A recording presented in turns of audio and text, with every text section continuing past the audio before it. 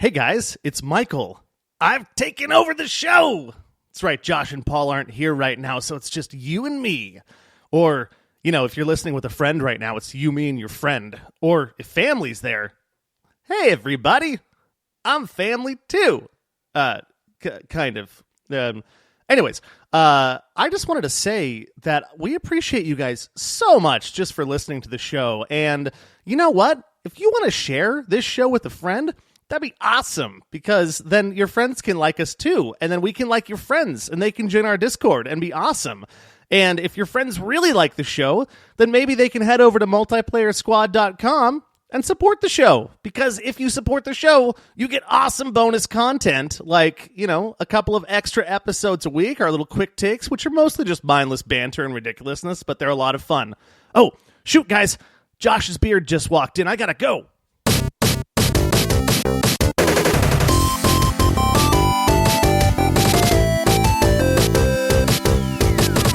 Hello, squad mates. Welcome to the Multiplayer Gaming Podcast, where three dads get together to goof around and talk about video games.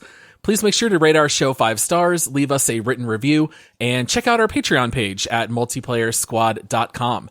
As an independent podcast, our show is funded by our listeners, and if you decide to sign up at multiplayersquad.com, you will unlock some amazing perks, like 2 extra episodes every week for only $5 a month.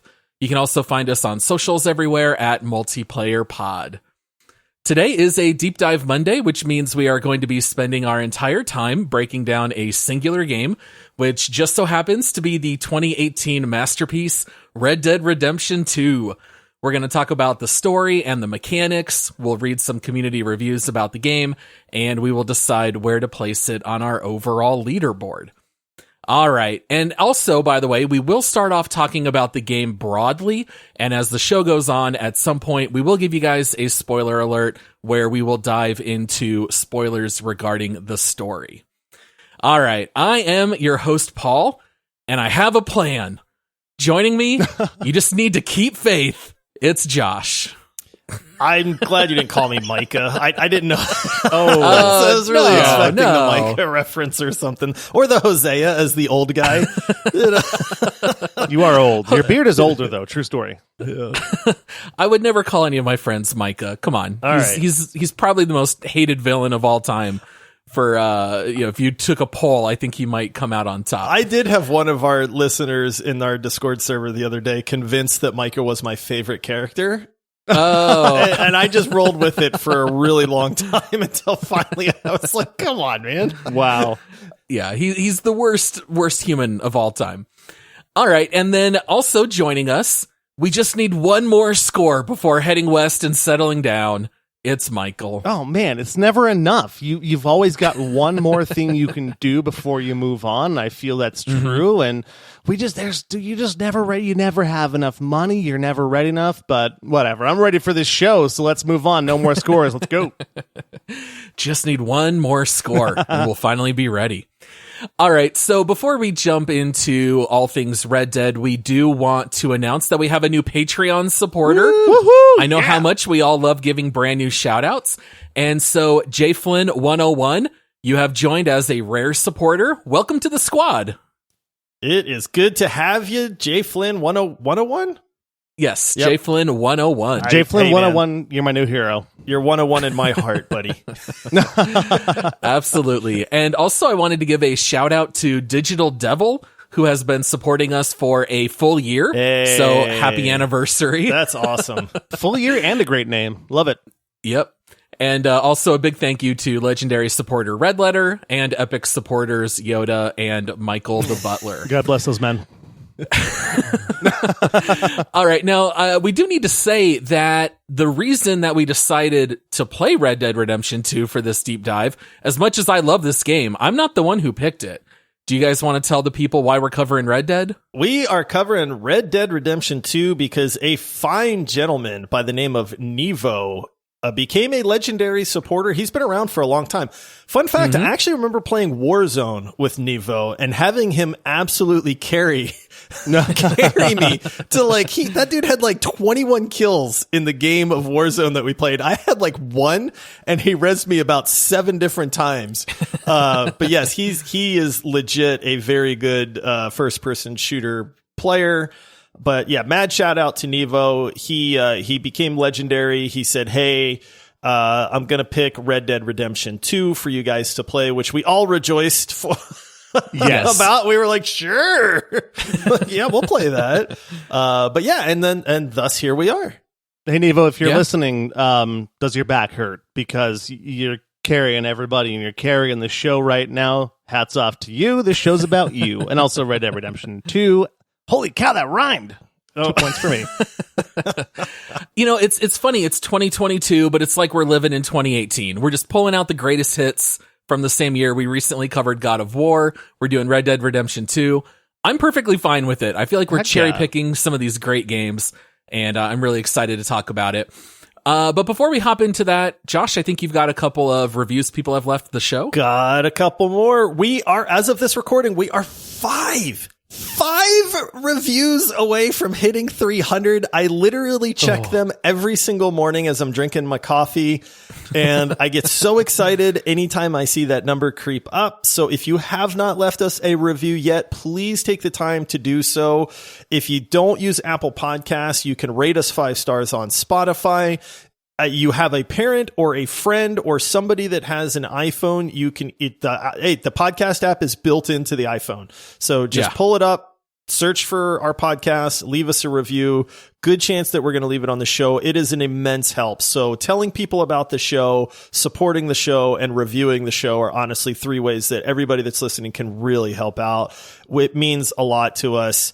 And I've got 2 good ones. And so here we go. This first one comes in from DWS501, and it's titled, "Where a Podcast Review of Rust Led Me." I found this pod after searching for a review of Rust. Oh man, did I find so much more. I'll agree with everyone else by saying the banter and differing preferences help make this show. I listen pretty much daily, and I have made a deep dive of my own into all the episodes. I highly recommend this to everyone. I'd simply recommend it slightly less to you pancake people. Burn. Signed, Schwag. I wonder if he ran into the original Rust episode or if it was the re-Rust. I don't know. Because we have done it twice. They're both great. It's funny. Both good. Having not listened to any of the Rust episodes, or having not been a part of the show during the Rust episodes, but having listened to both of them, I'm surprised at how many times people bring up those Rust episodes. They really were a staple back in the day. It's a phenomenal game, and people that like Rust really like Rust, and they want more. And fun fact, we actually did record a 3rd Rust episode. It was one of our test runs before we released any episodes. So we actually have in our archive. We've got a couple of practice run episodes, and Rust was one of them. So technically we've recorded 3 episodes. Maybe at some point we should release that old content, see what people think. Nope. Look forward to those around Christmas 2022 when we take a couple weeks off and we just play old episodes. It's going to be oldies but goodies, and also the lost episodes. Maybe, who knows? And it'll sound really bad. No, it's really bad audio quality. Real bad. All right. And then this next review comes in from Dragon Engineer Gaming. It's titled, "I love this show. It has you feel like a part of a small community, and it just feels like your dad is talking to you." And it's such a small review, but we're all dads. And then to have somebody like I started smiling, and I was like, that's a huge compliment, man. All right, listen. So if you're listening to the show after 8 p.m., it's time for bed, son. Sorry. You don't have time to play any more Elden Ring. Get to bed. Right. Well, thank you, Dragon Engineer Gaming. What a nice review. All right. Are we ready, guys? Oh, boy, am I ready. All right. Let's saddle up. Giddy up. Let's saddle up and deep dive Red Dead Redemption 2. All right. The description of Red Dead according to Steam is this. Winner of over 175 Game of the Year awards and recipient of over 250 perfect scores, Red Dead Redemption 2 is an epic tale of outlaw Arthur Morgan and the infamous Vanderlyn gang on the run across America at the dawn of the modern age. All right, now I think what Red Dead really comes down to, let's be real, it's a cowboy simulator, right? And you get to play as one of the most fascinating protagonists ever in Arthur Morgan. Do you guys think that's fair? Would you really just call this a cowboy simulator? I like to think it's a Wild West simulator. Yeah. Is there a difference? I don't know, man. Yeah, I don't know. Simulators typically sound like a boring thing. This game is far from boring. And I mean, cowboying's far from boring anyways, but yeah, I'd say it's relatively accurate, just minus the connotation of being boring. So it's an action simulator. How about that? There we go. Does that fit better for like you, a Michael? 6 shooter. Heck yeah. All right. So before we jump in, I thought that I would look up a couple of facts about Red Dead's development and also sales. I think this will give you a little bit of context of what we're working with here. First of all, 2,000 people worked on Red Dead 2. I mean, we are talking about an enormous workforce, and over 2,000 people worked on it over a period of 8 years. Wow. They immediately started on Red Dead 2 after Red Dead 1, and it ended up taking 8 years in development to release. And it is also, by no coincidence, also one of the most expensive games of all time. They estimate that the game took $170 million to develop, and the marketing was somewhere between $370 to $540 million. Wow. So we are talking about roughly $700 to $800 million in Red Dead Redemption 2. I mean, that's like a blockbuster movie saga. Not just one movie, Yeah. but like a saga. That's insane. That's like 3 Avengers movies put right? together, right? Yeah. 110 musicians worked on composing the music for Red Dead 2. And Red Dead 2 had the largest opening weekend in the history of all entertainment. It made $725 million in the first 3 days of sales. Well, they made that money back, didn't they? Right. They made it back. There are several articles that mention how fast Red Dead made all their money back, which was less than a week. So pretty remarkable. Fun fact. I'm going to interrupt because fun fact, Red Dead 2 is the last game that I went to stand in line at a GameStop for a midnight release. I was going to say exactly the same Wow. thing. It is the last physical copy of a game that I picked up for PS4. Yeah. Everything ever since has just been digital It's been download digital, or but ordering online. Boy, Yeah. I was in that really long line at like 11. I think I got there super early too. I got there at like 11 o'clock because I wanted to make sure I got a copy. And it was quite a long line, and everybody was so hyped. I was so excited. And then I got home because it was a work night or I had to do something early the next day. And that's when it started to do the installing for 2.5 hours. Yeah. Wow. Yep. Just when Yep. I'm going to bed, man. Yeah, I actually bought the collector's edition. I have the whole box, and the collector's edition, I'm not sure if you saw it. Mine, I played very differently from Paul and Josh. I played it on the PlayStation 4, and it was an awesome box set that when you open it up, it's actually like a bank safe or a stagecoach, like the that's hard cool. box with a lock on it, Yeah. and it came with the cards in it and a map and all kinds of cool stuff. And it's one of the last ones that I got because it's so easy to buy digital now, or just, slap the disc in and load it. But yeah, that loading time was insane, but it was so cool to have that. I still have it. It's right behind me in my office. I love that box. Oh, that's so cool. It's so funny to think about going at midnight to pick up a physical copy. That feels like a lifetime ago. Yeah. But it's really only been 4 years. It's not been that long. It's not been that long. All right, and then the last fact that I have here is that Red Dead 2 has sold over 43 million units. I would guess it's actually quite a bit more because that stat was fairly old, and at the time, it was the 10th highest-selling game of all time, placing it only behind Minecraft, GTA 5, Tetris, Wii Sports, PUBG, Super Mario Bros. On NES, Mario Kart 8, Pokemon Red, Green, Blue, Yellow, and the Wii Fit. Wow. So it's very hard to overstate just how popular this game was. everybody I knew at the time had a PS4 and everybody was playing Red Dead.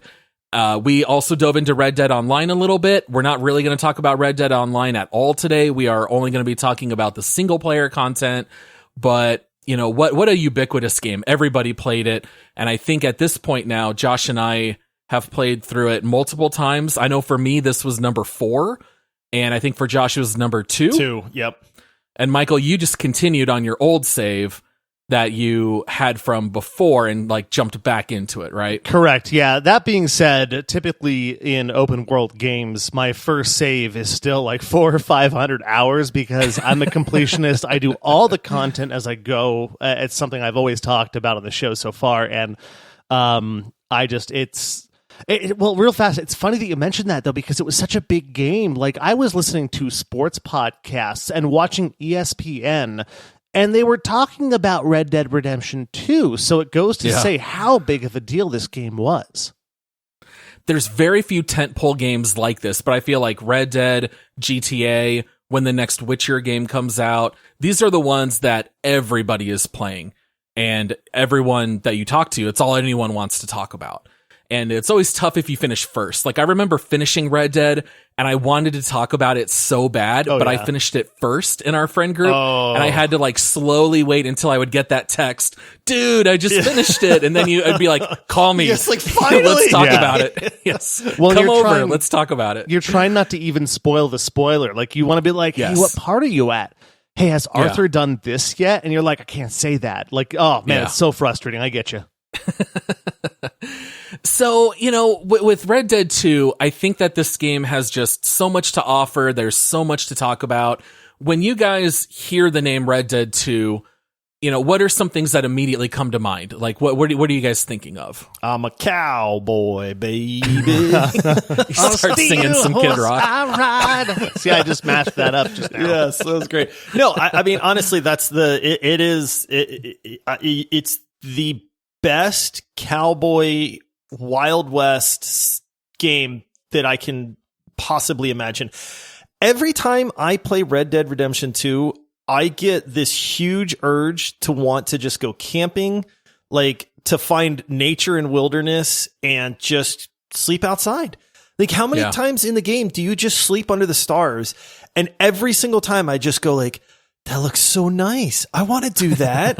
And then I know it's terrible. You're getting bitten by bugs. There's rattlesnakes. Like, I don't actually want to do that. But the game makes it look so incredible that I just, like, I long for that, man. Like, the world is that immersive that I actually want to be in that world. No, 100% correct on the immersiveness. Like, the immersion on this game is so incredible that you can load it up, like, when you play it on a TV or a monitor, it almost looks real. It feels real. I remember, you know, when I think of it and when I think of immersion, especially like the lighting, the way that the landscape feels, sprawling landscapes all over the place.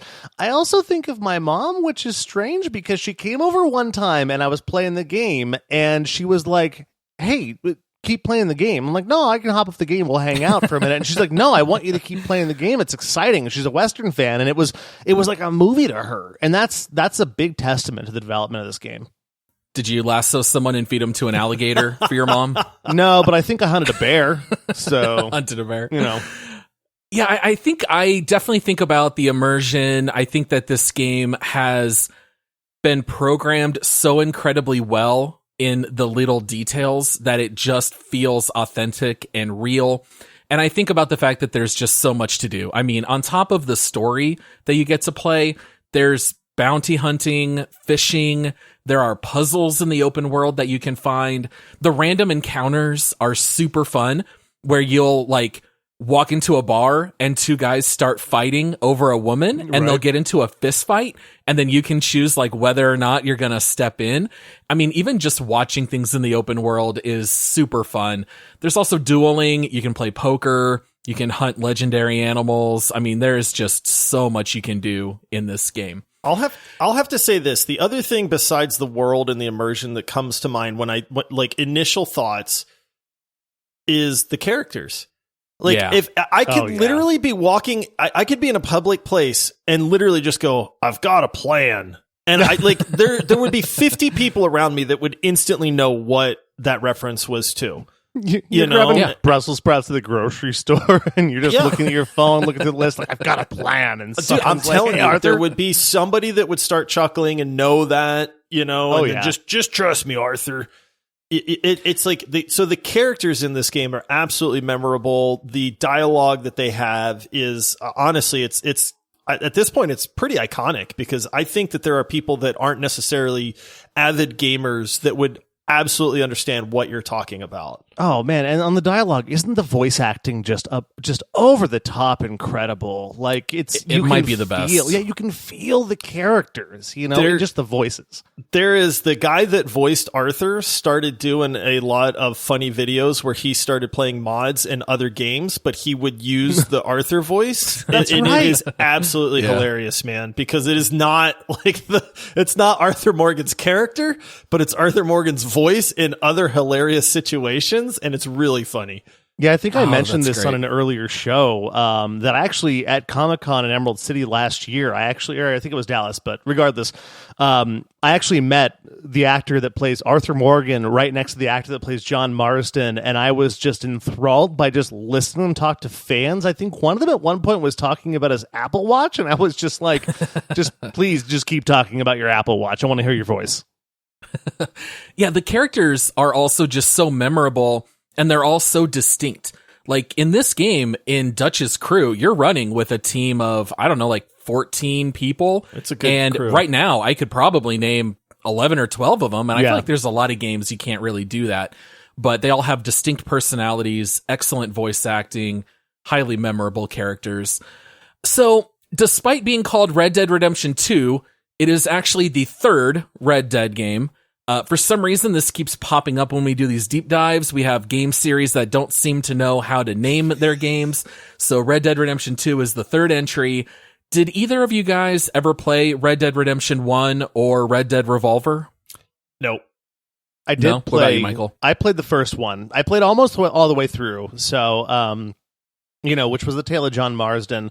I never played Red Dead Revolver, and I always wanted to go back to it. I didn't play it, unfortunately, but Red Dead Redemption 1 was like the first time that I really got into a Western game and took it seriously as an open world, and it was just fantastic. But it makes me want to go back to Red Dead Revolver, but that game is pretty old now, isn't it? Yeah. Probably like 2004 or something. I played it on the OG Xbox. So it's very old. One of the things that's kind of funny is that in Red Dead Revolver, you do not play as John, but the main guy, his name is Red. He still has the same facial scars that they ended up keeping for John. So it's funny that you see like some seeds of like things that they end up bringing back in Red Dead Redemption. Okay, so one of the interesting things about Red Dead 2 is that it is actually a prequel to Red Dead Redemption 1. And usually that's a very hard thing to do, whether it's movies or games, because if you have played Red Dead 1, you know certain characters are there and certain characters aren't, and you find out a lot of information. So there's already some built-in spoilers, if you will, when you play Red Dead 2.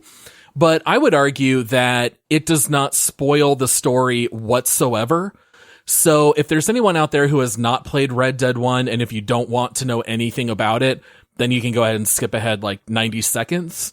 But the story in Red Dead 1 that's really fascinating is that John Marston is the main character, and the FBI kidnaps your wife and your son, and they tell you, you have to go hunt down your old gang. You got to go hunt down Bill Williamson, Javier Escuela, and Dutch Vanderland, the old gang leader. And over the course of the game, you do end up killing or capturing those people. And then the FBI ends up giving you your family back. But it's a very short-lived victory because they go back on that promise and attack your camp. And John ends up dying while he's creating a distraction so his wife and his son Jack can escape. And so John ends up dying, and, Arthur Morgan's not in Red Dead 1, so either he's going to die, or he's going to move on in life, or he's gonna go somewhere else and leave this life behind. But it's really interesting because it sets this stage where in Red Dead 1, the gang has already broken up. And so they say, we want you to get your old gang members. And now we are rewinding several years where we get to see the gang, not at their high point. I would not say that. I would say it's the beginning of the end. Yeah. So we get to see how they really did operate as a family.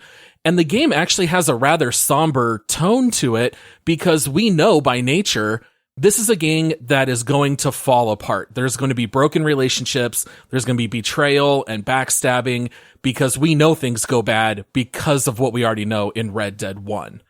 And I was kind of curious, did you guys know any of that history, or you just went into Red Dead 2, or at least for you, Josh, did you go into it just kind of blind? No, I knew. I'd never actually played Red Dead 1, but a lot of my friends did, and so I was this was one of those games where I don't know why I missed it, but a lot of my friends were playing it, and they were kind of telling me what was going on, and they were summarizing things. So, and then I think before Red Dead 2, I did the whole, let me watch a review to catch up on the plot and all that stuff. So I knew very, very much going into Red Dead 2 what the timeline was and the characters and stuff like that. I love that they did it like this, to be honest, because it's like you said, the game has this undertone to where, because you know ultimately where everything is going to end up, it's not a spoiler, but what it does is it sets you not on edge, but it gives you this heightened sense of awareness. So it's everything that you encounter, every little disagreement, every little nuance you're paying attention to because you know where the story goes. And to me, it really helped to heighten that sense of ooh, did you hear that? I just got into an argument with Dutch. I wonder if this is the beginning of the end, and that kind of stuff. And, or I got thrown in the county jail. Is this going to be, does this have ramifications for that story later on kind of thing? So I actually like that I had some knowledge of where things were going before actually playing the game, because I feel like it just helped to enhance the story and the interactions with the characters and how much you're actually paying attention. This is not a game where you're hitting skip. No. A lot of games Right. you do that, but in Red Dead, you don't want to. Yeah, the story is so compelling. And since you do know in general where it's going, it allows you to just kind of lay back and focus on little interactions. Like the fact that Bill Williamson is literally going to have John shot the first 3 minutes in Red Dead 1. And so anytime you see them interact, it's really interesting because these two are going to hate each other so much that he's going to try to have John murdered, and you kind of read into the conversations they have before these relationships get broken. And in some ways, it's almost like watching The Empire Strikes Back for Star Wars. It's a little bit darker, and it kind of goes into some of the darker side of cowboy gangs, if you will. Yeah, so it's funny because for me, having played Red Dead 1 a couple of years, a second time, kind of starting it out and picking it up before I played Red Dead 2, I didn't realize John Marston was going to be in this game. Oh, yeah. And I didn't realize that Bill Williamson and Dutch Vanderlyn were who they were from Red Dead 1. And so for me, a couple hours into Red Dead 2, when you start going very early on and all of a sudden they bring up John, you don't know it's John Marsden yet. I don't think it's just John. John's over here doing something with the wolves or whatever it is. And then you go get him and you're I think it was 2018. There was a small earthquake in Phoenix, Arizona. That was my jaw hitting the floor actually, because I was so shocked by it. I was like, oh my goodness, John Marsden, and and that's when it really started to go, and that captured me instantly. And then realizing, hold on, I've got Bill Williamson here, I've got Dutch Vanderlyn, and it really tied it together. And like you said, I think for me, it's not even so much Empire Strikes Back; it's more of Revenge of the Sith. Some things are going to happen. There's going to be Anakin versus Obi-Wan. There's going to be Arthur wherever he goes, and John Marston, and whatever happens with Dutch Vanderlyn and Bill Williamson and these guys. This is going to get real, and I think it's going to be sad. And oh man, was it fulfilling. Yeah, absolutely. It's really interesting because even though you play as Arthur, it's almost like the whole point of the game is to teach you what happens to John And Right. how did we end up getting the John Marston at the beginning of Red Dead 1? So the story is more about John, even though you play as Arthur. And I think that really just adds like a level of depth you don't normally get in gaming. All right, now let's talk a little bit about the very beginning of Red Dead 2. I think that for most people, this is what they would say is the weakest part of the game. In the beginning of Red Dead 2, you are still getting credits rolling. It serves as the tutorial. You are traveling with your gang, fighting through a blizzard in the mountains, and you're not entirely sure what's going on.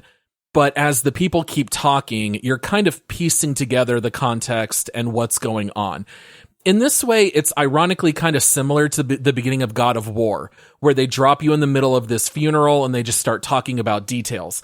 And Red Dead 2 does the same thing. They are talking about how this deal went bad in Blackwater. We did not see it. We did not help plan it. We don't know what happened. We hear things like Dutch saying, I cannot let Colm O'Driscoll live for what he did to Annabelle. And it's like, well, I don't know what he did to Annabelle. Did he kill her? Did he, kidnap her? Like, what happened? They are mentioning people in the gang that are missing or got shot. We have no clue who they are. And Hosea at one point even says things to Arthur like, look, you and I had a really good lead, but Dutch didn't listen to us and he went ahead with the ferry job. And maybe Dutch is starting to lose it because he's not listening to us. And so it's really cool that you get dropped in the middle. It's a little confusing, but they don't waste time with all these little details. They just drop you right in the middle of the story, and immediately you're just kind of like progressing the story from the get-go. I loved it. I like, to me, a good Western does that. And I think that having the opening credits roll in the middle of this mystery and this allure of what's happening, what are these characters, where are they going, who are they, I think it really captured the Western. And I know it's kind of a downer for some people to have the credits rolling in the slower part and still this intro of the question marks. But to me, that was truly a Western. And that's what I think I liked that almost the most about the game opening up. Ooh, this is going to be my first dissenting opinion here, because I found the beginning of the game to be really, really slow. Now, I'll say this. I take developers that are listening to the show, take a page out of the book of God of War and Red Dead Redemption 2, because gamers are smart. You don't have to spell everything out for us.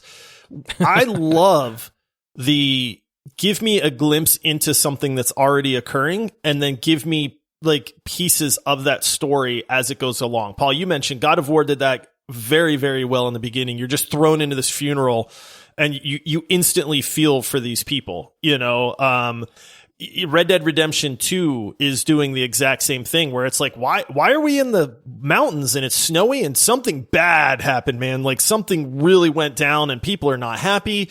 And you start to piece it together through dialogue, which allows you to understand characters and stuff like that and all the nuance and everything. I really love that style of storytelling. So I think Red Dead absolutely mastered that by starting the game that way. The credits in the beginning don't bother me a bit because it's like, hey, this is the beginning of the game. The problem for me is that it's the slowest beginning of a game almost ever. Like even like you can't sprint. Like you can't sprint in like the beginning of the game. You're just shuffling slowly through snow and you're trotting on your horse. And it's like, this is my second time playing it. So I know that I get to run and gallop later on in the game, but you can't really do that in the beginning. And it's like, I get it. And it does serve a purpose so that when you do get out of the mountains and into the actual game itself and out of this kind of prologue almost, that it feels even better. But it's just, to me, it's such a slog to get through that intro when you know what's coming. If you don't know what's coming, the first time you do it, it's great. But it's just like, maybe it's only something that you suffer through on like an additional playthrough. But I felt like the beginning was very, very slow in its pacing. Yeah, see, to me, though, I feel like that is almost a Western movie at its core. Like, I think of a lot of movies that Westerns are all about Act 3 or Act 5 if it's a 5-act. It's all about getting to the payoff and the reveal. I think of like Kevin Costner in Open Range. It's a slow roll to start out, And that's what I really think I appreciate as a big Western movie fan. Aside from like Tombstone, which might be the best Hollywood Western of all time, which starts out with a bang and goes off real quick. That's an action movie. That's not really a Western movie. Right, Yeah, exactly. yeah. But I feel like a lot of those Western films, like there's still enough of a question mark there, and I think it gets up pretty quick. But I don't know, I think I kind of disagree with Josh a little bit on this one, only because of the fact that I think it kind of got me a little bit as a Western, like, hey, we're gonna get somewhere. We're going to take our time starting out. And it's not really, I know, a staple for a video game to do that, but I don't know. I think it married film Westerns and video game fun to me reasonably well. Yeah, I think on top of that, Michael, and I would agree with you there, I would also say that when you start Red Dead 2, you feel confused and you don't know what's going on. You kind of expect as a Rockstar game, it's going to start out with action. And instead, they literally hit you with the exact opposite in the middle of this huge blizzard. And I feel like it kind of puts you in the same mindset as the gang. Like, there's confusion. This is not how I thought this was going to start out. This is very different. You know, the gang, they don't want to be up in the mountains. Like, you don't start a cowboy game assuming you're going to be in a blizzard. Hunting deer with a bow and arrow, but they intentionally subvert all of that. I think it's rather fun, but there's no denying there's not a lot of action. And so if you jump into this wanting action right off the bat, you're certainly not going to get it. It has a little bit of that slow build like you generally get in a lot of those Western movies. By the way, mentioning open range, Michael, I don't think I've had a conversation about open range in the last like 12 years, but that's a really underrated Western. I love that movie. Annette Bening, Kevin Costner. It's fantastic. Oh yeah, absolutely. And also to my first point on the slow roll at the beginning, it's also just really fun to disagree with Josh. You two have been in cahoots lately, so it hasn't happened much. No, but it's funny because the first reviewer that we read today was like the different perspectives, and so I really wanted to explain that I love the part that Josh didn't like because I think it's so much fun to me to look at that as a film, you know. And I don't know. Except that I want to play a video game. Right. I would want to and play a video game. I got both. So let's talk a little bit about the character Arthur Morgan. Now, Arthur goes on a very long moral, even spiritual journey in this game. The Arthur you start out as is very different than the Arthur at the end. But when you played through Red Dead, especially the first time, or as you kind of like think back on Arthur, how would you describe him to someone, or what are some traits of Arthur that stand out? We're not in spoiler territory yet, are we? Not yet. No, just in general terms. Yeah. Go ahead, Josh, because I got one thing on mind and I can't stop laughing about it. So I love Arthur. I really do, man. He's a little grouchy sometimes. He's a little. He's very grouchy. You know, he's rough. He doesn't take poo from no one. You know, as far as that goes, he's not scared of anybody. But at the same time, he's like your classic Western gentleman.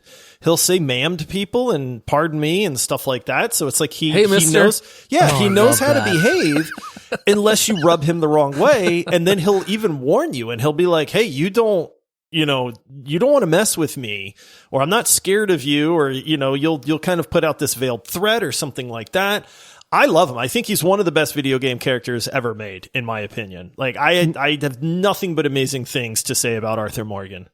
I cannot agree with you more. I love that Arthur knows his place in the world. You know, like he's an outlaw. You know, it's true, but he's got a good heart, and I love that. You know, if you accidentally run into somebody, you know, in Saint-Denis or something like that, and he's like, "Sorry, ma'am," you know, and he's a polite gentleman. That being said, he's still a Western outlaw, and he's still got a job to do, and he's got another score to settle, and he's got another score to go get, and he's got all those things going on. But it's so much fun to play such a robust character that anytime you talk to someone, you know, with the decisions you make, it's still like, I feel like Arthur there's so much going on beneath just an outlaw, and also just beneath just a Western cowboy, you know. And like I said, he knows his place in the world, and he's respectful, but he's kind of not a bad guy, but not a good guy. Yeah, he's certainly not all good or all bad. He's very complicated. And just how cool is Arthur? he is like the coolest cowboy you could ever come up with. He's a little funny, but he's very grouchy, but he's very pragmatic. He's cold and violent, but he's very kind to people in need. It's almost like he has his own set of ethics. You know, if you're in the game, you're fair game to be shot or robbed. But if you're a civilian, he treats you very well. And I find him to be so utterly fascinating. I think he's my all-time favorite main protagonist in a game. I love playing as Arthur. Dude, it's even the little things, and this is another thing that Red Dead does so incredibly well, is as you're playing Arthur Morgan, you are, like, you understand the struggles that he's going through. You get these little glimpses. Like, I love when you start a new chapter or something and he has his journal out, and you get to kind of flip through his journal and see, like, this guy's actually, like, keeping track of things, and he's writing down, like, kind of his deeper thoughts. And, you know, there's a scene where, you know, you're at the lake, you know, just gazing out over the water, and you kind of see that, like, he's contemplative about the way the world's going. And he talks to his gangmates a lot about, like, hey, the world is changing. Maybe we don't belong anymore in the world that we were in and stuff like that. So you do get, like, this is not a dumb man by any means. And I love that the game gives you those glimpses, not only into his character, but into his actual, like, psyche as well. And the game does a phenomenal job of developing that as it goes along, so that you get this crazy bond with him, man. Like, I don't know that there's another game character, like, that I have cared about as much as Arthur Morgan. No, and to your point exactly, when it comes to, like, how, because you have a lot of ability to be dynamic with the character. You can change how he looks, his hair length, his beard, what he wears. And Rockstar games, they do this a lot, where you can kind of pick what you want to do and how you want the character to look. I felt like this was one of the first times, and this is going to sound ridiculous, but hear me out. I feel like this is one of the first times that with the character, the way that I trimmed his beard and did his hair and dressed him, I felt like I was more feeling like, what would Arthur Morgan want? You know, how would Arthur want to look and dress? Whereas normally it's just like in Grand Theft Auto, it's like, there's some sick pants, I'll put them on, there's a cool baseball cap, I'll do that. You know, but in this one, I feel like it's more about, like, how would Arthur Morgan look? And it's funny that I bring this up and chuckle to myself because of how often he goes back for his hat in the game. You're in a, it's always getting shot brawl. off. Yeah, and, like, my hat, I need my hat. And I think right off early on in the game, one of the first things that you have as an accomplishment after a bar fight is to go get your hat back. It's like, pick up your hat. But I think it's funny. And actually, here's a question for you guys real fast, because I don't know if we're going to get to this or not. But did your Arthur have, like, the most awesome beard ever, or did you have a clean shaven Arthur? Oh. And I kept it very short. Do you think I would have a clean shaven guy as my main character? Good point. Did you leave it full max length? No. You gotta manscape. I'd keep it at a 2. Yeah, I would go 2. I think it's out of 7. I would always go 2 out of 7. Yeah. I found myself going to the barber way too often because I was like, oh no, it's getting a little bit too long, and, you know, he's in San Benito. It looks like a mullet. Yeah, and I'm like, let's trim up a little bit, put the pomade in the hair or whatever it is, the Dapper Dan. Yeah, the pomade again. I know your reference with Oh Brother, Where Art Thou? There you go. The pomade is so important to me. I don't know why. I'm kind of with you, Michael. I felt like there's no way Arthur is going to look this bad. I mean, this game does allow you to run around unbathed, covered in mud. People will comment. Storekeepers will actually say, get out, I'm not serving you. Go take a bath and come back. But my Arthur, I always kept very well kept, and the pomade was a must. I always bought like 3 pomades every time I visited a store. Gotta have that slicked back hair. Arthur's very cosmopolitan. Yes. All right, so let's talk a little bit about the combat. All right, so in Red Dead, like any cowboy game that you would expect, you've got firearms like pistols, revolvers, rifles, repeaters, and shotguns. You also have a bow and arrow that you can use for silent combat. You can fight with your bare fists. You can use knives, daggers, and machetes for melee. You can throw cleavers, hatchets, dynamite, and tomahawks. And maybe my personal favorite, you can capture people with a lasso and hog tie them. Heck yeah. And rob them and then untie them, or keep them tied and throw them on those train tracks until they get run over by a train. Feed them to an alligator. The lasso is by far the best thing in this game. It Dude, the fun of the lasso is you have to play this game to understand what that adds to the gameplay. It's like you can lasso anybody in this game. Like you get to go lasso wild horses and try to tame them and stuff like that. But man, somebody mouths off to you because this world is living. It is one of the better living worlds that exists in a video game. And as you were trotting down these trails, across the countryside, you will come across people, and some of them are not all nice. And so you'll get a guy that maybe says something snarky as you're riding past. And I'm like, whoa, Nelly. Turn around, lasso that guy off his horse, carry him to train tracks, throw him off a cliff, whatever, But it's like, dude, you can't say that to me and get away with it. But yeah, the lasso is great. The combat adds a really neat layer to this game. This is not your super action-y combat. Like they do a very good job of keeping this kind of old Western, right? Like, yes, maybe you're going to get into a shootout at a little town and there's going to be guys up on the little balcony or guys hiding behind, water troughs or something like that. This is not an action game. It's not meant to be an action game. This is meant to maintain the old Western, Wild West feel. Yes, you can rob things, and that involves shooting people, and stuff like that. The combat for me is not the focus of Red Dead, and I don't think they mean it to be the focus, and that's okay. At that point, like the combat is not a slight against Red Dead, in my opinion, although there are a lot of people out there that if they are going to criticize it, they say, well, it's more of like a story and it's more of a simulation of like the Wild West, but there's not enough action in this game for me. And it's kind of like, it's not supposed to be. Right. I feel like the combat is very strategic when it comes to, duck and cover a lot. It's a lot. It makes sense. It's not just go in guns blazing, pun intended. You're not going in there just like boom, boom, boom, boom. You've got to make sure that you're careful about certain things. Oftentimes you have to pick the right firearm. The lasso thing, I didn't attach myself to that nearly as much because I don't know. In the end, the combat is still kind of a shooter thing, and I found it kind of hard to use. And so, I ended up a lot more, gravitating towards Deadeye and that piece, which is really funny that you've got a video game where you're in the middle of a combat and you're like, hold on, I'm going to stop and smoke 2 cigarettes real fast and take the shot of alcohol so I can get my Deadeye up.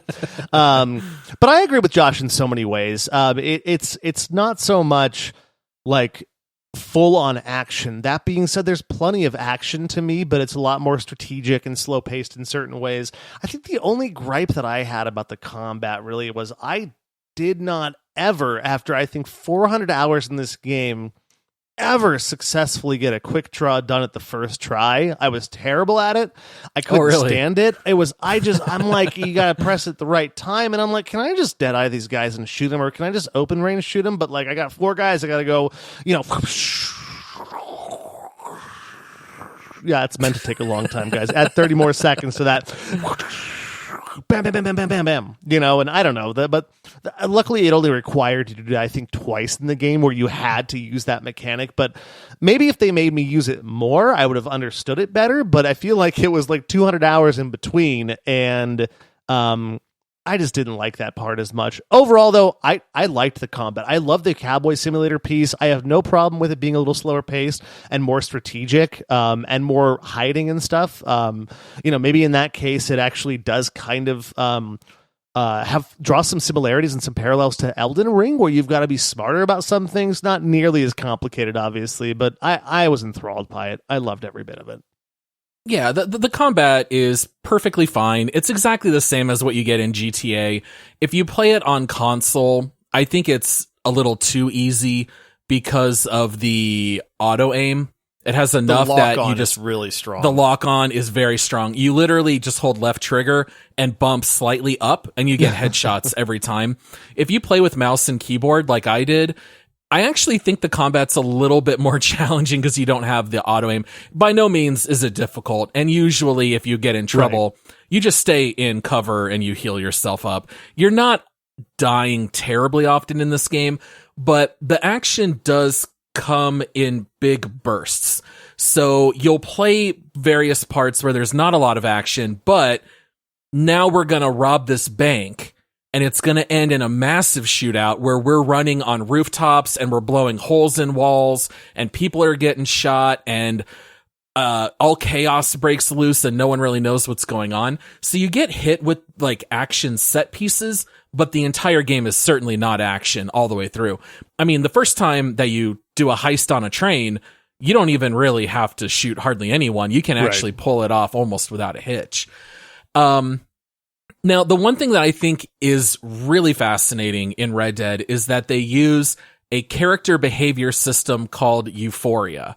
And I remember this being kind of a big deal when the game came out, because this is where the little details go a long way for Red Dead. All right, if you shoot a character as they're pulling out their gun, they will fall over, and right before they die, they'll try to shoot you, and they'll fire with their gun in the ground as like a last-ditch effort. And I think that's really cool. If you shoot a character in the leg, they'll start really noticeably limping, and then you shoot them in the other leg, and they'll fall to their knees, and they'll still keep shooting at you. So there's like really cool things that work in that way. I don't know if you guys noticed this. You can actually see exit wounds from the bullets on the corpses. Oh, really? Like, I never that's saw how that. I didn't that's notice how that. detailed. Yeah. Dude, the realism in Red Dead is it's unmatched, It's honestly. insane. Like it really is. I don't remember what episode we talked about it on, but I noticed in the very intro that the snow started to accumulate on the deer carcass. Yep. There's the running joke that the horses behave differently in the cold, or parts of horses behave differently in the cold than it does in other climates and stuff like that. Like you said, the way that people respond to you, if I go galloping through town like just a madman, people will get mad at you, because it's like, you can't do that in the middle of a town. Like, you're going to run somebody over. Things. Yes. You'll scare them, and they'll drop, like, they'll be carrying window panes, and they'll drop them if you get too close. Yep. It's, I mean, and there's, like, honestly, we could have an entire show on just the nuance and the realism that they've managed to capture in Red Dead Redemption 2, because there are things that you won't see at first. Even the wildlife behavior. Like, dude, I don't know how, number one, just programming AI in general and having this living world where people are actually like carpenters and sawing through boards and building a balcony in the town of Valentine. Like, you actually see that happening, but then you go out into the wild and it's like, there's a bear that's mauling a deer, what I mean? Or wolves chasing wildlife, or fish that if you're too loud, the fish will hear you and scatter away. It's absolutely mind blowing. And it's those things that's like, it's very easy to overlook if you're not paying attention, but it's a living world, man. And they do an absolutely incredible job making it feel like everything is actually alive and works in this world. Well, and in Valentine too, like when you first get there, there's a house it's only framed up. It's just wood frames. And if you go back and visit Valentine over and over again, as you're kind of doing the things in this game, the house is slowly being built.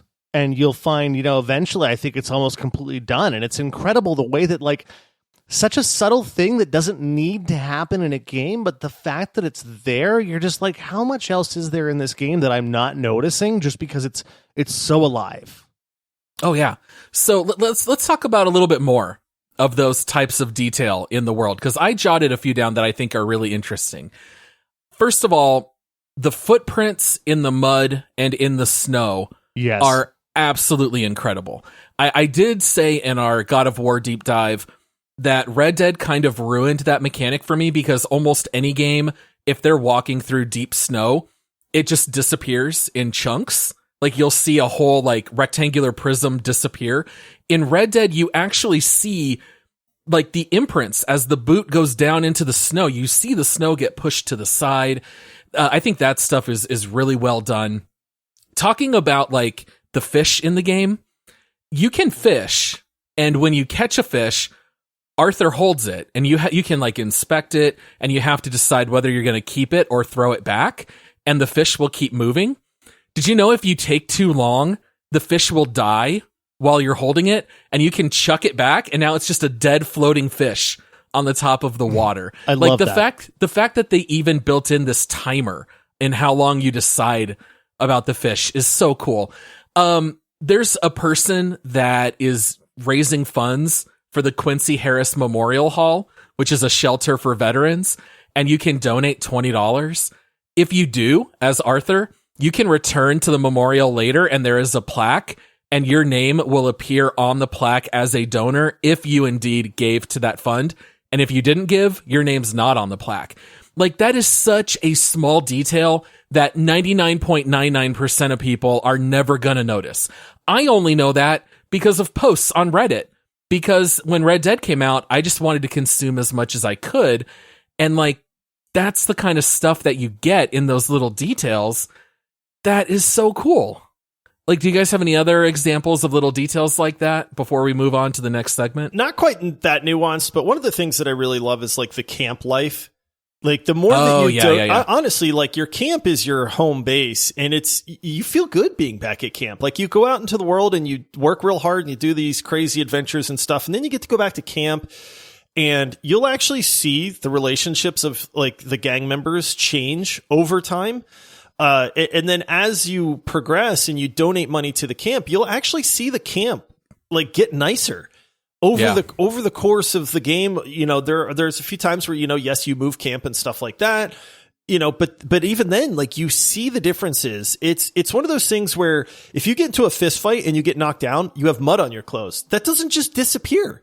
It'll stay that way until you go walk through water or go take a bath, you know, and it's just like, those things, are they necessary? Absolutely not. Like the game is the game regardless, but do they heighten?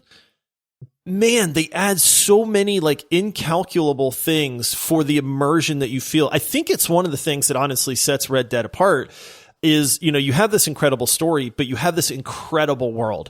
And I said it right in the very beginning of the show. There is not a time when I play Red Dead that I don't want to just go be out under the stars, sleeping on a sleeping bag by a campfire, because like the game is just so alive in that sense that like I want that, you know, and it's because of that immersion. It's because the world actually feels that alive that it does that. It's 100% on that, where everything feels alive, everything's perfect, and there's so many subtle details that just blow your mind in it. And we've covered most of them, even the simple part of, you know, like when you're riding a horse in the snow, you'll start to see, you know, the snow getting on it. But the fact that the Hunnam, whoa, words are hard, guys. Sorry about that one. The fact that the animals will hunt each other if you're just staying still, and you'll watch these things, and just simple things like that just make it incredible. I love it when you walk into a room, like if you run into the room, it's different than if you walk into the room, you know. Oh, you bust in. Right. Slam that door on the other side, yeah. Oh, yeah. The only annoying part that I get found scared. Yeah, they do. Oh, they do. Yeah, if you accidentally, like you walk in with your gun out on accident, like, oh, shoot, I got to holster this thing because, oh, hey, hold on. But then also you can interrupt a conversation, and when you walk away, you'll hear the same two characters pick up where they left off in the conversation.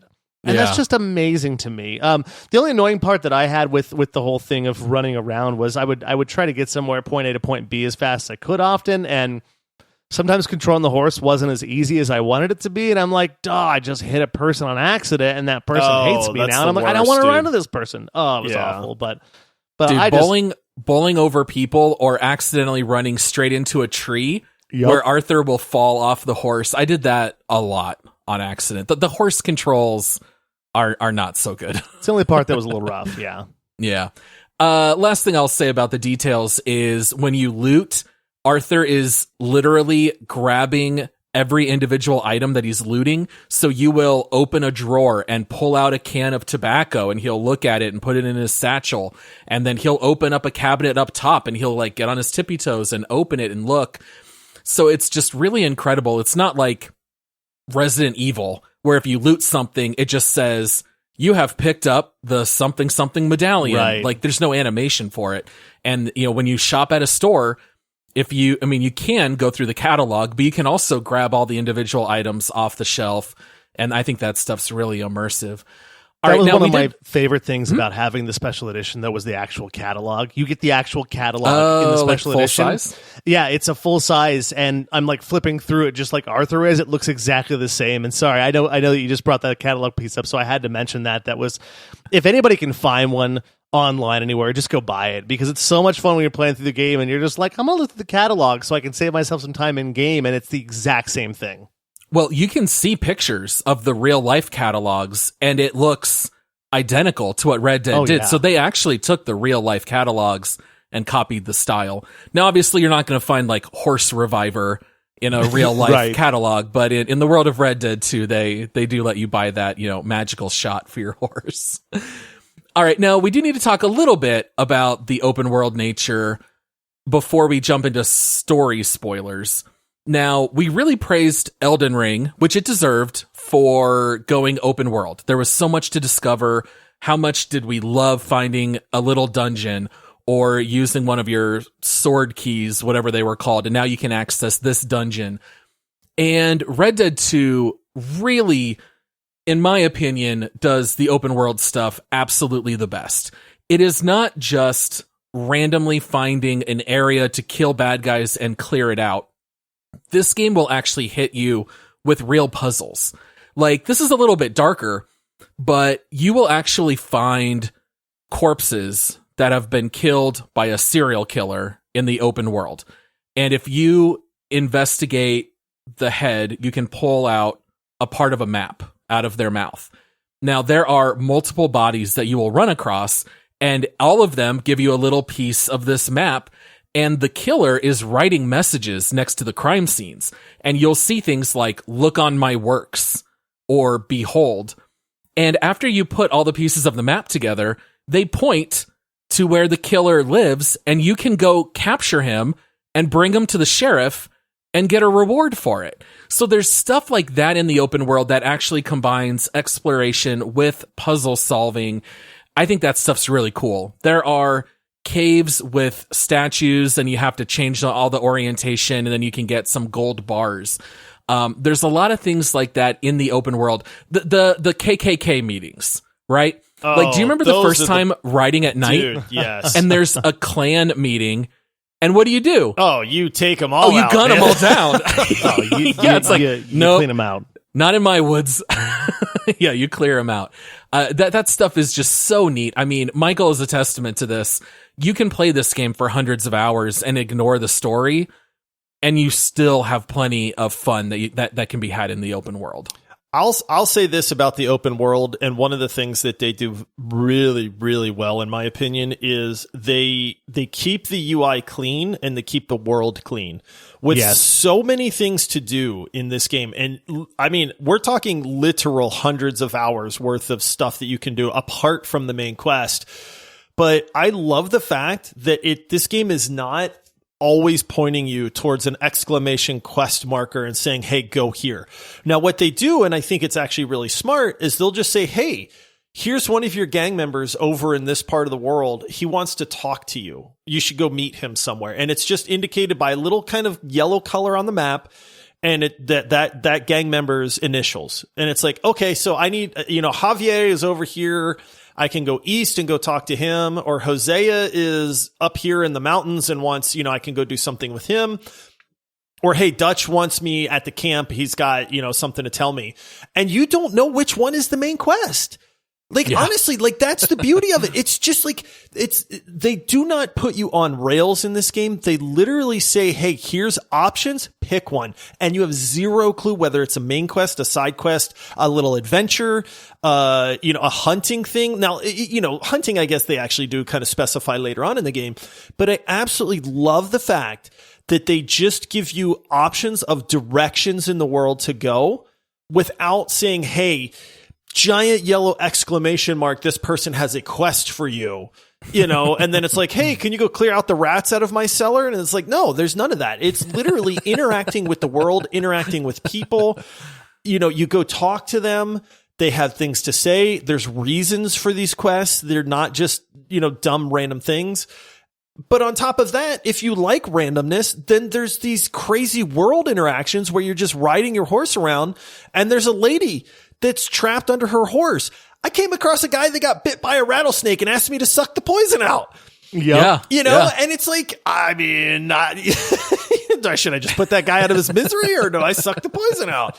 But so there are those random events too, which I absolutely love, but I like that the game just lets you play. 100%. And that, I think, is what took me so long in this game to get through it, is I've got this yellow blip on my map that's a quarter of the map away from where I'm at. And I'm like, I'm not going to ride the stagecoach there. I'm not going to take the train. I'm going to ride there and see what the world has to offer on the way. And 100% of the time, there was something noteworthy or funny or fun or crazy to do. There's that guy that always wants you to take pictures of stuff with him. You know, he's like this photographer, like, help me get a bear over here. And you're like, I got to try and get a bear over here, I guess. Just, you know, and it's just, there's always something like that going on in the game. And then, yeah, to Josh's point, like, you don't always know what the main quest line is. You have an idea sometimes, like, oh, haven't talked to Dutch in a while about this, and Dutch has got something for me to do. It's probably something with that. So, of course, you know, my mind always is like, I'm going to avoid that for a little bit, keep going side questing until I'm ready to get to that point. But there's always more and more stuff popping up. It's like playing whack-a-mole with just entertainment. Yep. Yeah, the random encounters are awesome. You might see women hogtied on some guy's back of the horse, and she's screaming for help. And it's like, am I going to turn around and like shoot this guy and then try to take her back home, or am I going to let them go because I'm on a mission? Like, what am I going to do? But then one time she was evil. Right. She was a criminal that I was like, oh right, no, what have I done? Like, you don't always know. Like, when there's like, there's you come across two guys randomly having a fist fight in the middle of the forest, and the guy's like, help me. And I'm like, I don't know which one of you guys I'm supposed to shoot. Yeah. But if you wait too long, and the good guy gets killed, it hurts your what's that your meter? Honor. The honor meter, and you're like, I don't know what to do. All right. Well, this episode's obviously going very long, as we knew it would. Nah. This is the point now where we're going to dive into some of the spoilers regarding the story. So if you want to avoid all the spoilers, go ahead and jump ahead to the 1 hour, 32 minute mark. Or if you are a Patreon supporter with ad-free episodes, the 1 hour, 31 minute mark. I think for me, the number one thing I wanted to talk about is the revelation that Arthur has tuberculosis. All right. You see Arthur degrade in health over the course of this game. It's so sad. It hurts.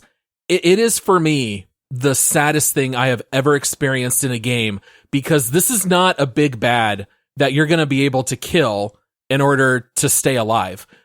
Arthur, it's a death sentence. And I remember the first time I played the game, it's kind of confusing because Arthur starts coughing a lot and you don't really know why. And his eyes start to get like red and yellow. And I remember at one point I thought, man, they did a really bad job with Arthur's eyes in this scene. But then all of a sudden you hit a point where Arthur actually passes out from all the coughing and he officially gets diagnosed with tuberculosis. And I find his impending death to be absolutely heart-wrenching. Well, and one of the things, too, is that when, you know, in the Old West, in the old days, tuberculosis was actually called consumption. And it's because it consumed you. It was a very, very awful way to go. Horrible. And so when you think about it, like learning that Arthur has this, and like you said, Paul, like there's no big bad you can fight with this. Like this guy who is an honorable, dapper character that I've been doing my best to stay honorable and get his honor up and do these things and go through the story. Like he has an impending, he has a timeline. He's got an expiration date, and it's very sad because it's not going to be pleasant, you know? No. The progression that they managed to show with Arthur's decline is unbelievable, honestly. Like the hints that you get well beforehand, like the second time through, and I know, like we know now, we know the point where he gets infected with tuberculosis. Right. You know, because a dude coughs blood straight onto his face. Fairly early in the game, but it's just something you don't even think about. Like, it's this, again, nuance, right? Like, you just, he's beating this guy up and the guy spits on him, and it's like, that's what happens if you're beating somebody up. But then it's like, later on, you see this decline, and then he gets the diagnosis. And the crazy part is, the tone of the game takes such a turn at that moment. But I don't think it's the game itself. It's your emotion that takes the turn. Oh, yeah. Like, that's the crazy part. Like, they do such a masterful job of playing with your emotions and getting you to feel things that, like, you think it's the game itself, but it's not. And you're just like, dude, you feel so bad for Arthur. And then it's like, I don't want you to go, Arthur. Like, please, don't leave me, man. You know? And then you see he starts getting he gets ashen and he looks terrible. And you're just like, I don't want this. It's so incredibly sad. And that idiot Micah runs around calling Arthur Black Lung. Every time I wanted to pull a Will Smith and be like, keep Arthur's name out your freaking mouth. It's like, shut up, Micah. You're not going to talk about Arthur this way. You know, oh man, he calls him Black Lung the entire second half of the game. And it's just like, oh man, you want to punch Micah so bad the whole game. Oh. I don't know that there's a character that's more loathsome than Micah. Honestly, like, I mean, I know that there's a lot of bad guys out there, but from the beginning of this game, the way that Micah acts, and even early on when you have to go to Strawberry and like break him out of jail in Strawberry, and then you're doing him such a huge favor, right? Like, you're putting yourself in danger for this guy, and then he just goes psycho. And it's like, I want to grab Micah and throw him off a cliff, but you can't because that's game over at that point, you know? But it's just like, that's what you want to do. I hate that guy. Yeah. I don't know if I've ever wanted to kill a video game character that bad. Yes. And that early. And then he sticks around for like the whole game. And you're like, I don't want to kill this guy. Not only that, he wins the showdown against Arthur. Yeah. Arthur dies. And Micah gets away with it. And when you see that happen, it is like Arthur has such peace. And as long as you play an honorable Arthur, Micah does not actually kill him, but Micah runs away. And Arthur just like very calmly, it's almost like he finally found that serenity where he's just watching his last sunrise. He knows that he's going to die and it's in his last moments, but he has that kind of peace because he has achieved his redemption. He has turned his life around. He kind of makes it his only goal to get John, Jack, and Abigail out of the life because he just sees that Dutch is a madman, and he kind of realizes that the blind faith has really been misguided at the end because Dutch is insane, Bill and Javier are insane, and he just wants to get John out of the life, and he feels like if he can do that one thing, it's like that one redeeming moment. So he does get to do it, but Micah outlives him. And then Arthur has sacrificed everything to get John out of the life. But when you play as John for the epilogue of the game, and when Sadie comes and tells you, hey, we know where Micah is. Oh, he's popped his head up. That guy's going down. And it's like, I don't even care that Arthur died to get John out of this life. We're killing this guy. You know, get the posse, get Sadie, get Charles. We're going to go get Micah. And it's so satisfying. Yeah, this game really pulls on the heartstrings, and it seems weird for, a video game that's about, cowboys in the Wild West and stuff like that. But it plays into the fact that you like Arthur Morgan so much. And I'll be honest, I can't think of too many video games that kill off the main character who's so stinking likable, and I think that's what sets it apart, to be honest, is it's just like that. You become so attached to this guy from start to finish, and literally there's a finish, and it sucks, but it makes the game, it makes the memory of the game and that bond that you have with the character. I mean, it really enhances that completely. Like, would I trade it to keep him alive? Like, yes, I would, but does it work? Like, absolutely. Yeah, and I think that's a big testament to how well the writing is in this game and the storytelling is that there's really no clear black and white in this game in so many ways. Yes, we know that Micah is awful, and we know that overall most people are going to say that Arthur is good overall, but even Dutch in his downward spiral, for the first 2/3 of the game, I'm like, come on, Dutch, man, snap out of this. Like, there's got to be some redemption for this guy. And then you've got Hosea, who is just an incredible guy. I love Hosea. But he's Dutch Vanderland's best friend, and you're like, how are you the best friend of this madman? And again, since we're in spoiler territory, obviously, Hosea maybe doesn't get to see what Dutch becomes, but it's still like the characters really drive this story home so well. And again, like you guys were saying, with when Arthur finally, meets his demise, it's like you're playing a video game. The main character is dead. You're going to play a different character for the last several hours in the epilogue, but like, it's beautiful and it's tragic, but what a great story. Yeah, completely agree. The final words spoken in the campaign are very ironic, and it's very bittersweet because the game itself is rather somber. And it's got a lot of main characters dying. I mean, half the crew, if not more, are dead. Almost all, yeah. Yeah, when Hosea and Lenny get gunned down during the bank heist, it's so tragic.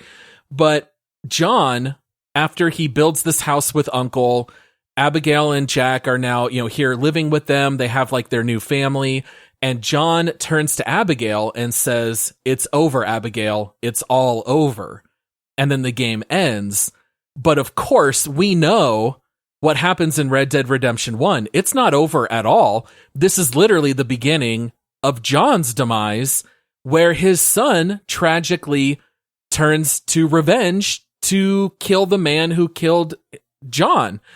And so we see this cycle. We see that Arthur lived the life of a criminal and he died for it. But he got John out of the life. Well, he didn't really. John gets sucked back in and he dies. And his son gets sucked into the life of a criminal. And so it's really well written, where Red Dead 1 and Red Dead 2 follow a very similar structure. And it's almost like that cyclical life of these criminals who are now raising new criminals, and they just don't know how to live any other life. They're just sucked back into it. And it's incredibly tragic. Even though Arthur turns good, he still has to pay the consequences for when he beat up the dude that owed them money because they were taking advantage of him like a loan shark. And Arthur says in one of the cutscenes, I'm dying and I'm afraid. And it's all because I beat a man to death for a couple bucks. So it's like Arthur still has to pay the price for what he's done. He's just turned too late. And it's just so tragic because you can imagine if Arthur had a couple more years, the kind of man that he would have been. But, we don't get to see it. Any other thoughts on the story? Anything else you guys would want to share spoiler-wise before moving on? Sad. Yeah, it is sad, but it's so interesting. It's so well written. I think at the end, too, another sad part about it is this veil over the whole entire theme of Red Dead 1 and 2 is...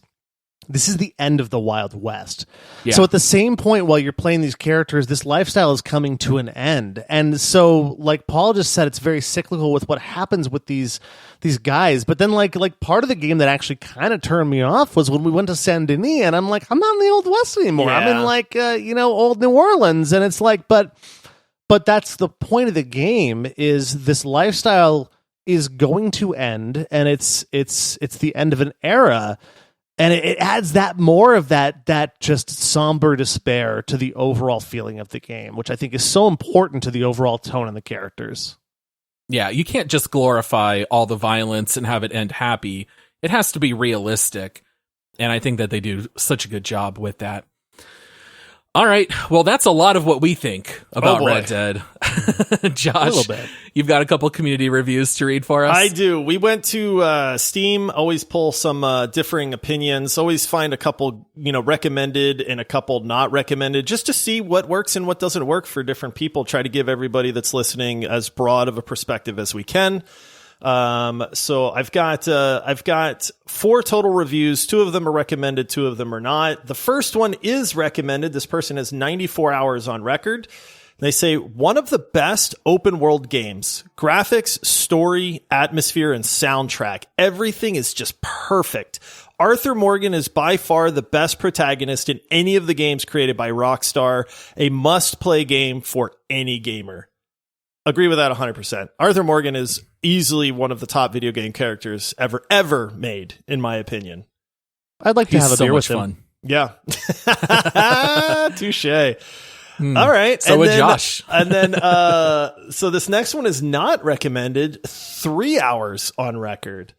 To play this single player game, I had to install a Rockstar launcher, some Rockstar DRM, and the Rockstar Games Social Club, neither of which were optional. Create a profile for the Social Club, submitting personal stuff, such as my email and birth date. Complete 2 captchas, picking the animal figure that's right side up. Check my email to discover the validation mail didn't arrive. Go back to the launcher and resend the mail. Go back to my email, finally receive the validation mail, and click it. Go back to the launcher and fill out a million incomprehensible privacy options about my feed and my wall and other things. I have no idea where to find these or what they do. I paid $60 for this game. Can I please just play it?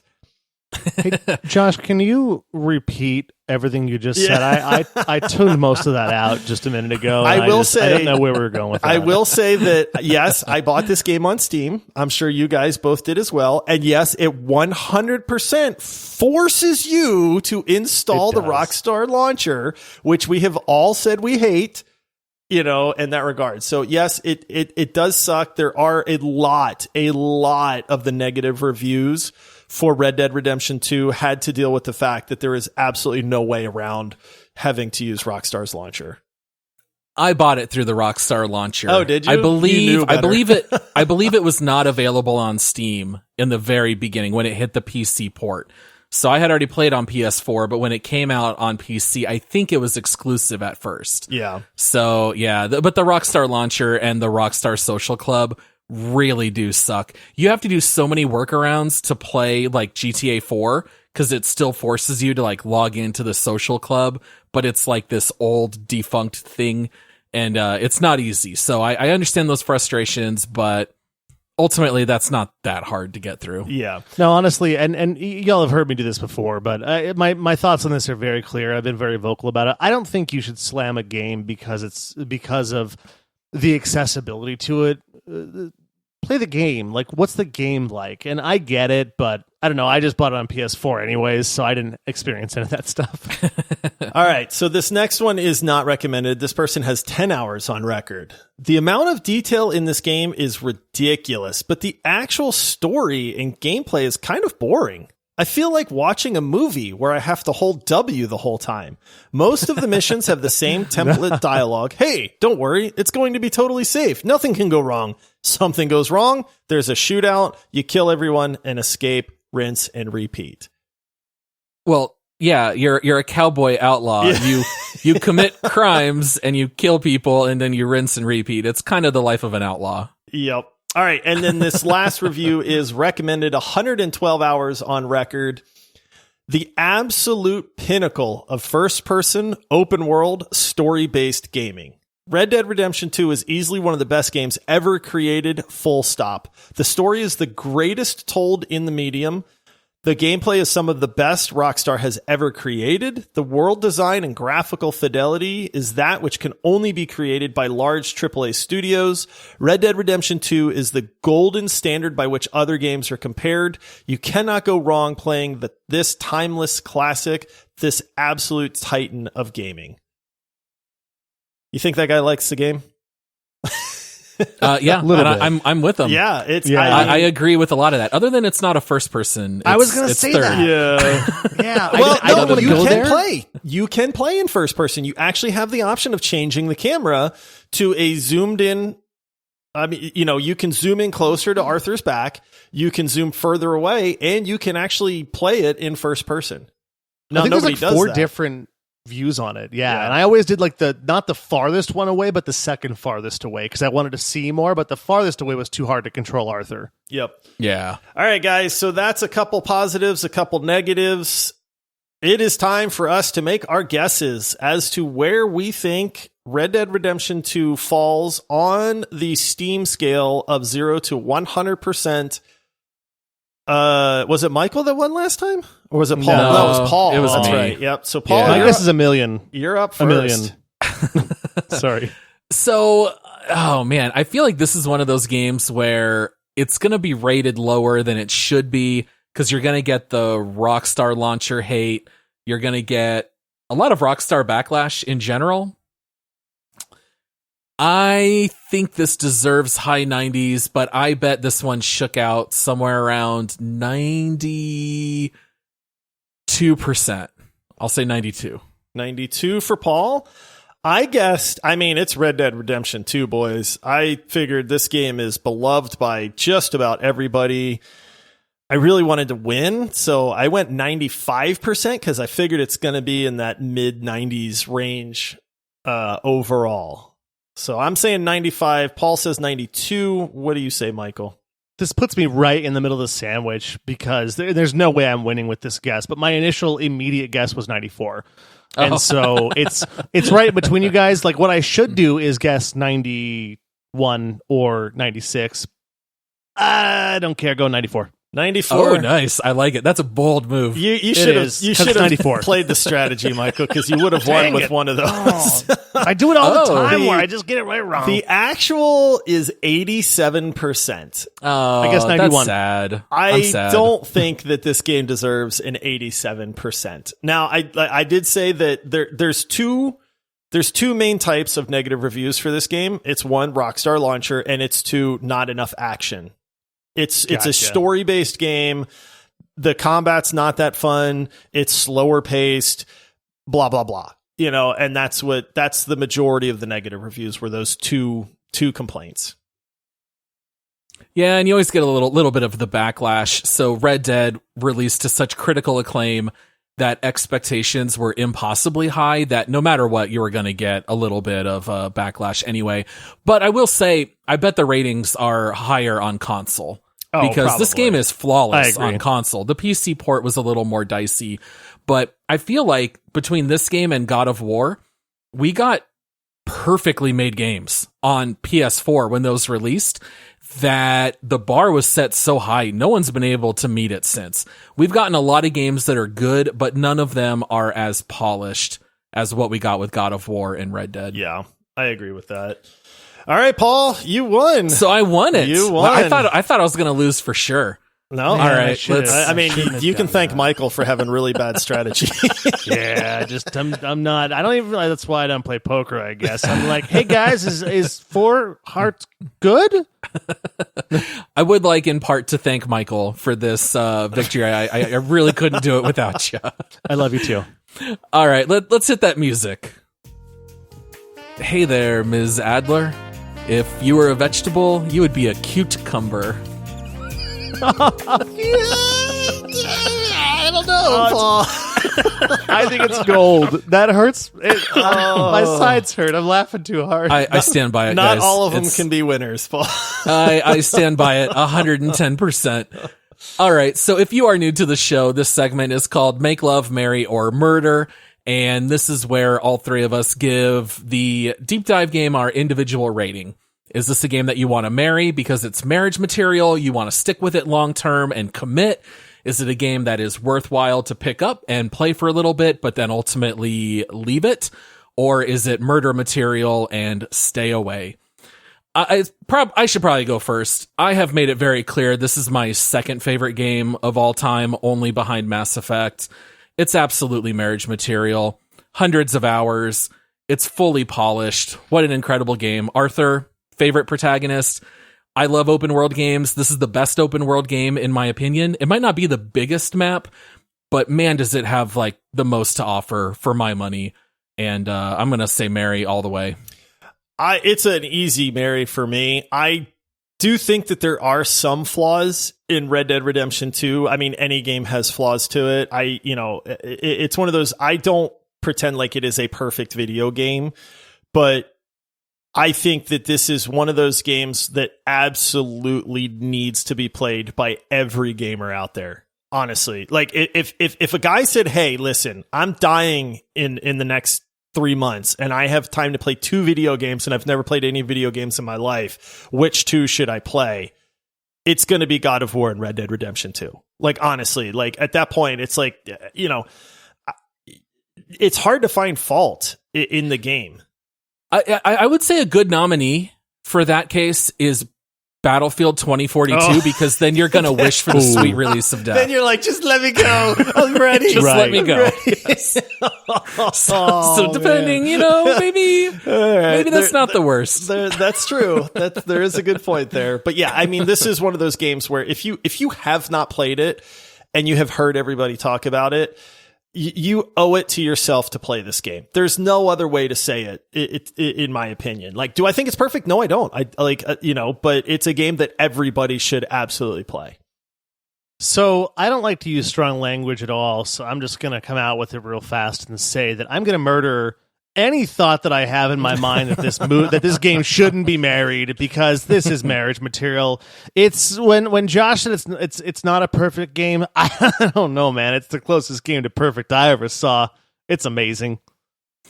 Yeah, it kind of depends on exactly what you're looking for. I would say it definitely has its flaws, but Red Dead 2 might be the most ambitious game ever made. Like, the level of polish and detail and the size of the world and everything that they put into this, the amount of voice acting and motion capture and everything else. This game is incredibly ambitious. That some of the flaws, like really bad horse controls, I'm not going to lie, the horse controls are pretty bad. They were rough. I find that to be fully forgivable because it just does so much right. I would be very hard-pressed to find a better story, a better protagonist. I can maybe find a game that's a little bit better action, but it's going to be a game that offers a lot less in the other areas. But it is a darn good game. All right. Is it time for the leaderboard? It's time for the leaderboard. Nope. All right. Let's go to the leaderboard, see where this game stacks up.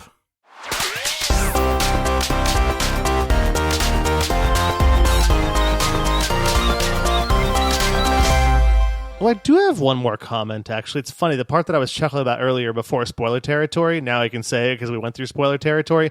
Paul, earlier you were like, hey, any thoughts on, Arthur from the beginning of the game to the end of the game, things that changed? I'm like, yeah, in the beginning of the game, he was alive.